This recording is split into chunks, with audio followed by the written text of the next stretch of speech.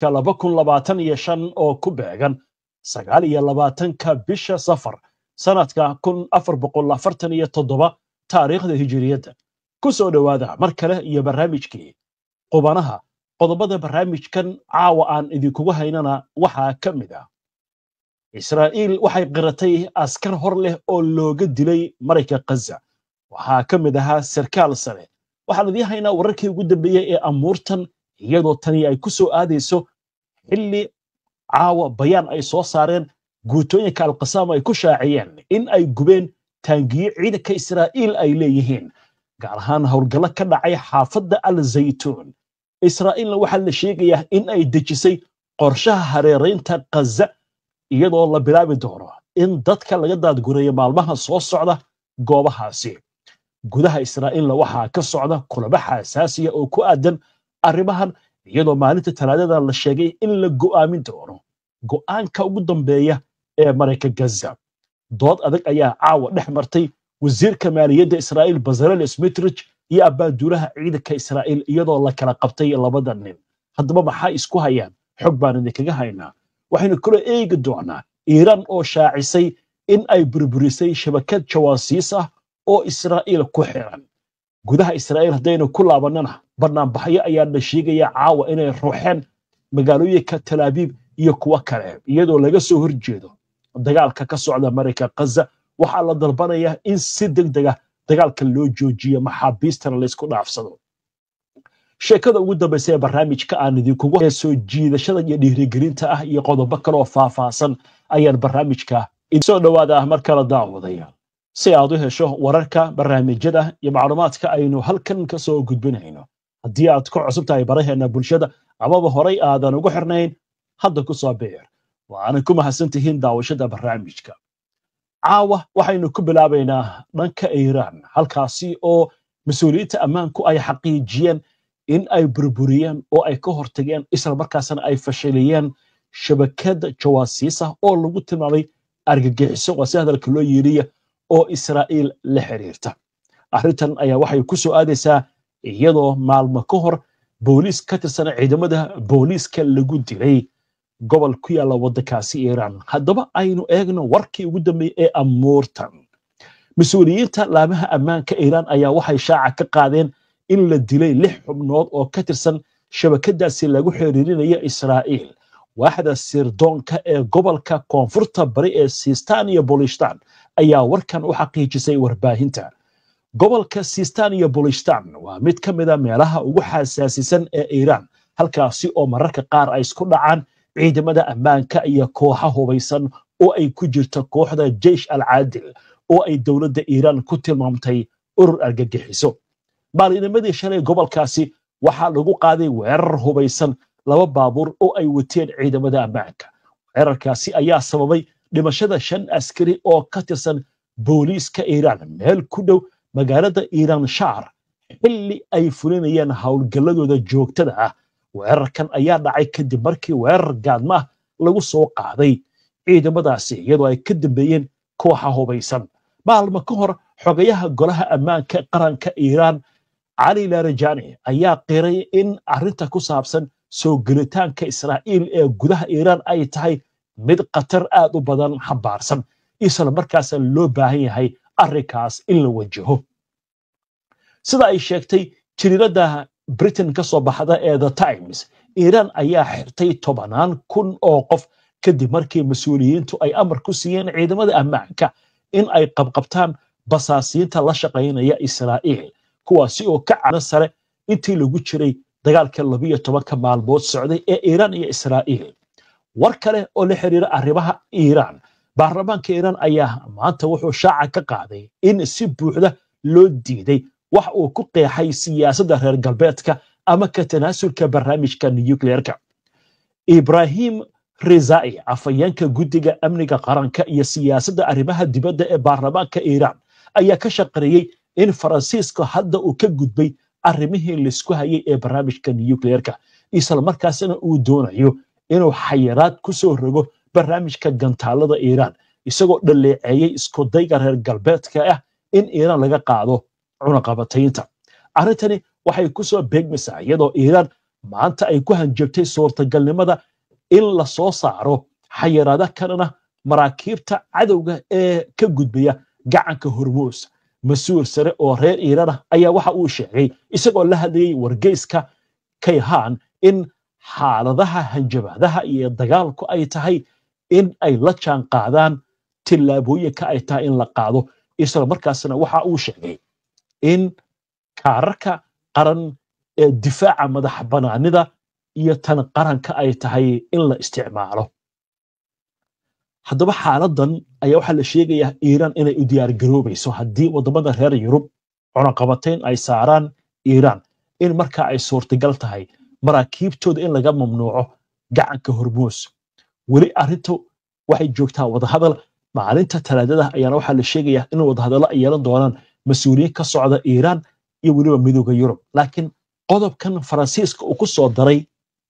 wadaxaajoodkii hore ayaa waxaa la leeyahay Iiraan waa ay ka booday. qodobkan wuxuu leeyahay waa in laga wada hadlaa barnaamijka gantaalada ee Iiraan. arrintan maanta warbaahinta Iiraan aad bay u faalloonaysaa. sidoo kale waxaa ka faalloonaya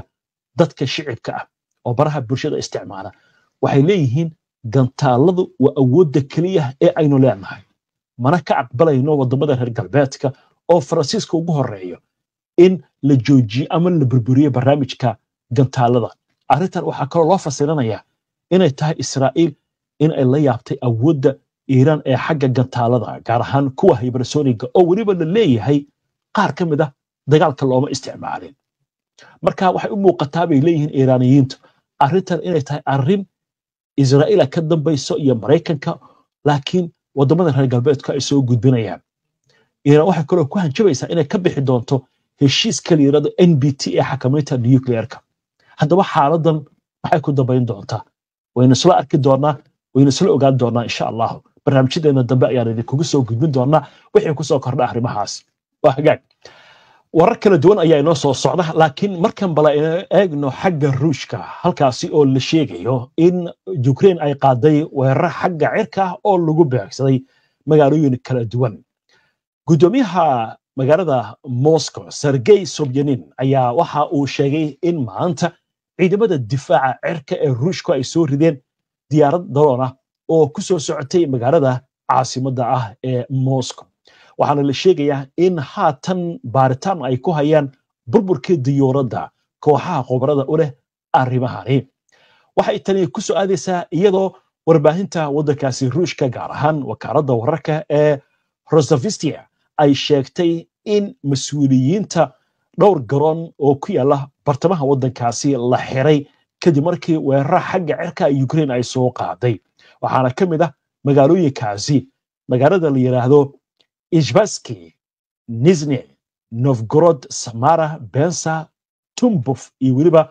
Olinovaysky. waxaana la sheegayaa inay jirtay cabsi la xiriirta khatar soo gaari karta diyaaradaha halkaasi ka soo degaya amaba kuwa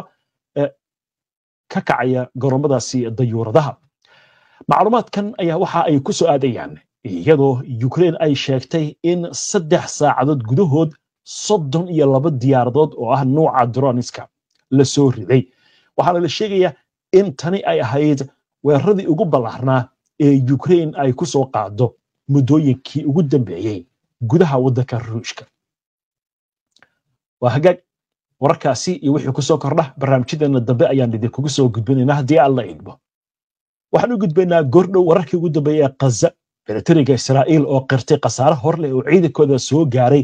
sarkaal ayaa ka mid ah lagu dilay weerar ka dhacay marayka Gaza. Al-Qassam oo yara war ka soo saartay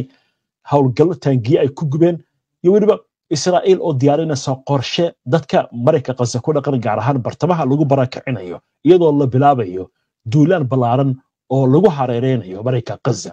sheekada ugu dambeysay ee barnaamijkan way noo soo socotaa. intaan u gudbin dhammaan qodobadaasi aynu ku hakanno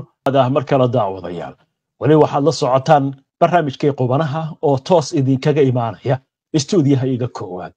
barnaamijyadeena waxaad ka heli kartaan bogagga bulshada ee internetka sida YouTube-ka, Facebook-ka, Twitter-ka iyo Telegram-ka. warbixino qoraal ah, faallooyin iyo macluumaadyo kale waxaad kala socon kartaan barta internetka aynu ku leenahay ee www.hbnonlinetv.com. ku xirna ajbiyan oo ka dhigo wehelkaaga wararka waa hagaag xagga qaza aynu ku bilownay waxaa lagu soo warramayaa howlgalo culus inay dhaceen galabta iyo caawa xogaga iska caabinta ee falastiiniyiinta gaar ahaan garabka hubaysan ee ururka xamaas ee al-qasaam ayaa war soo saaray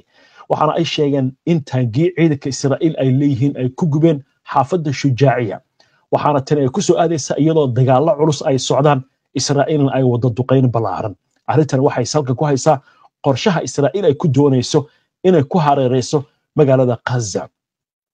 bayaan ka soo baxay al-qasaam ayaa waxay ku sheegeen in dagaalyahanadooda ay ku guuleysteen in ay gubaan laba taangi oo ciidanka Israa'iil ay leeyihiin isla markaasna yoolkoodii ay ka gaareen howlgalkaasi waxay kaloo sheegeen in ay arkeen ciidamo gurmad ah oo Israa'iiliyiin u soo gurmanaya ciidanka lagu galay shujaaciya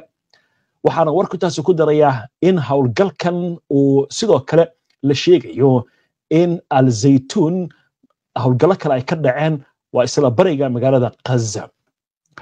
inkastoo Israa'iil gudaha u gashay aagag balaaran oo ku yaala Gaza haddana ilaa iyo hadda uma suurto gelin inay si buuxda gacanta uga dhigto marayka Gaza waxaana la sheegayaa in xogaga iska caabinta ee falastiiniyiintu marmar gantaal ay ka soo ridayaan deegaano ku yaala jiida Gaza iyadoo markuu intaas ku darayo inay ku beegsanayaan magaalooyinka iyo tuulooyinka Israa'iil